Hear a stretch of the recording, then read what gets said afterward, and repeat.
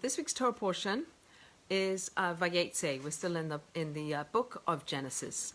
And last week we ended off with Jacob getting the blessing from Isaac, his father, and having taken the place of his brother Esau, because his mother Rebecca put him up to this.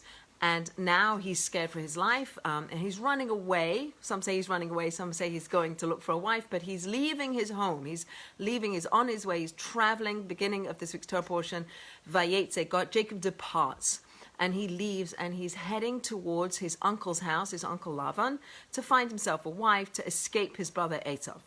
Along the way, it gets to be nighttime, and he lies down to sleep, and there's a lot of commentary about that, but he lies down to sleep, and in his dream, the famous dream of Jacob's ladder, he sees a ladder, and on this ladder, I'll read it for you inside, he sees a ladder was set earthward, and its top reached heavenwards, and behold, angels of God were ascending and descending on it. So we have a ladder, and we have angels going up and coming down.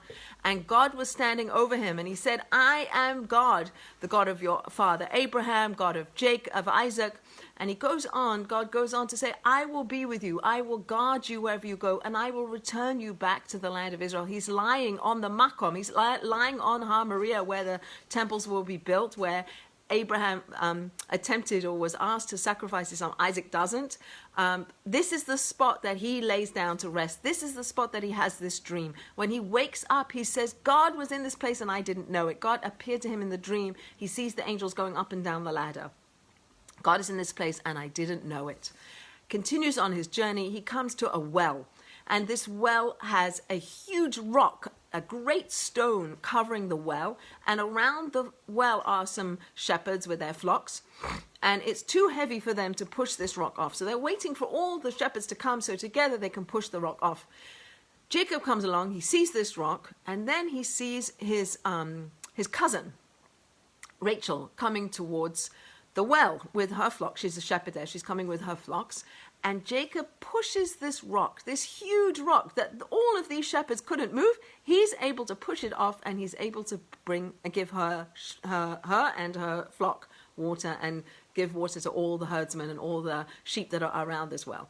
So a couple of things I want to pick up on. I want to pick up on the ladder going up and down, this earthward, heavenward interaction, and I want to talk about the wells. So metaphorically, we understand a well is the wellspring. It's the wealth that's in this well, is water, the Mayim Chayim, the spirituality, the godliness that's in this world is represented by the water that's in the well. And we have many sources of finding spirituality and godliness and God's presence in the world. 3 of them I want to point out: Shabbat and prayer and learning Torah. Here are 3 sources of bringing spirituality, bringing godliness into the world: Shabbat, prayer, and learning Torah. And those are well springs with great wealth, excuse the pun. But they have rocks on top of them. Just like this rock in our Torah portion, there's a huge rock on top of it. And we have blockages in the same way that this rock is blocking the waters to water the sheep and give water to the shepherds.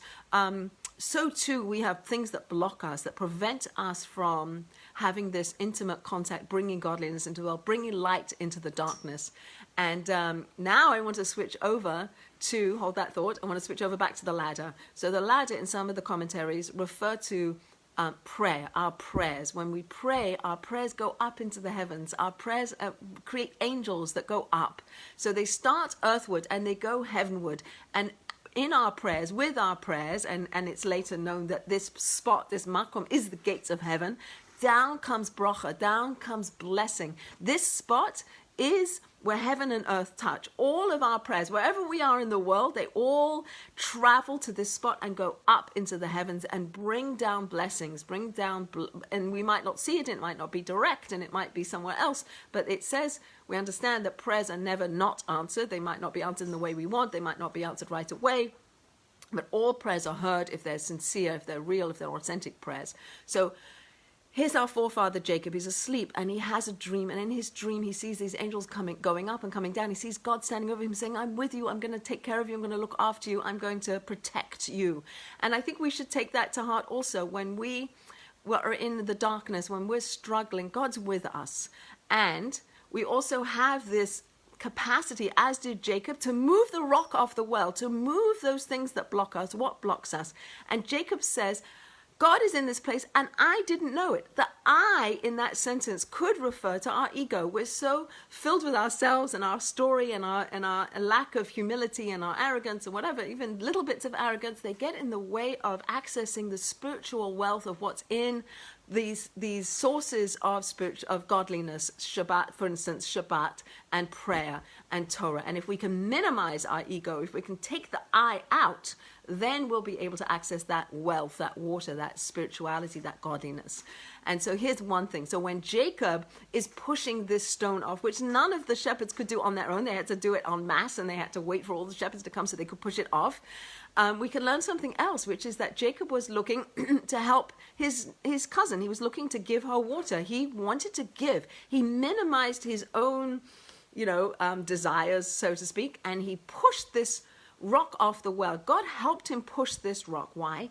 Perhaps because it shows that he was thinking about somebody else. He was outside of himself. It wasn't about himself. It was about Rachel, or it was about the other shepherds. And we learned last week about how Rebecca takes the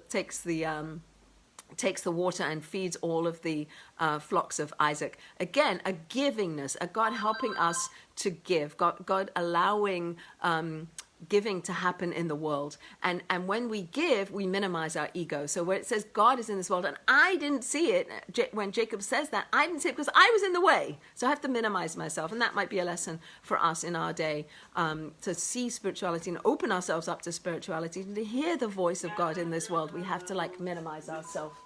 We have to minimize ourselves, one thing.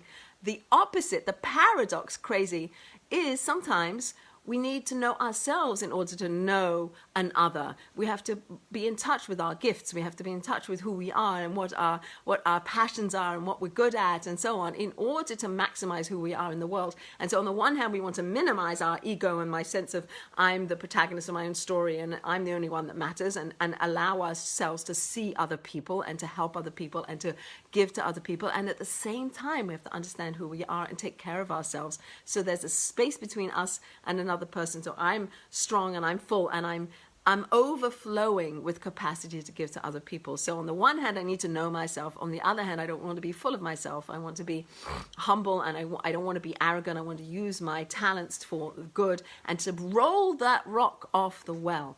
I think this is an amazing story to point to that metaphor, the rolling the rock off the well, the wells of access to godliness into the world, to be able to bring the light out into the dark, to actually really use our prayers, to use learning Torah, to use Shabbat and other things that we do to bring godliness into the world and to shine more light into the world. So let's remove the rocks. What are the impediments? What are the things that stop us from accessing those well springs? And in this Torah portion, I think it's suggesting two things. It's suggesting the ego, and it's suggesting not knowing ourselves, and our capacity to work at giving to others and doing for others. The metaphor of the ladder, or one of the ways in which the commentators speak about the ladder, is the ladder represents, one of the ways that it's been spoken about, is that it represents prayer, that our prayers go up and they bring down blessing, they bring down goodness down into the world. And so Jacob, when he has this dream, he's being reinforced with this capacity that mankind, that we have.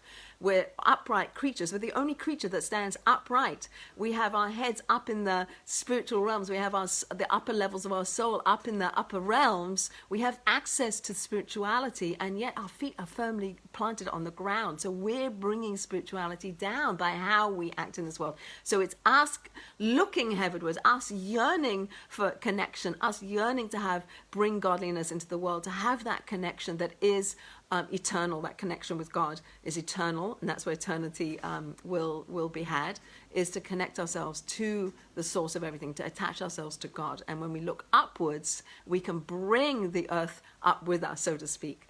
and bring spirituality down. So the metaphor of the ladder is phenomenal, juxtaposed with the well springs in the ground, so to speak, that we're digging. We're pulling out spirituality from the physical down here on earth by accessing those things that are given to us, Shabbat and Torah and prayer. So my bracha to all of us is that we find those things that block us, our egos, our arrogance, our angers, our jealousies, our whatever it is that we see as blocking us, that once we start and we yearn for it, God will help us, that he'll open up that eye of the needle so that we can travel through and we can bring down more spirituality into the world, and we can be connected to that spirituality and be a force for good in the world.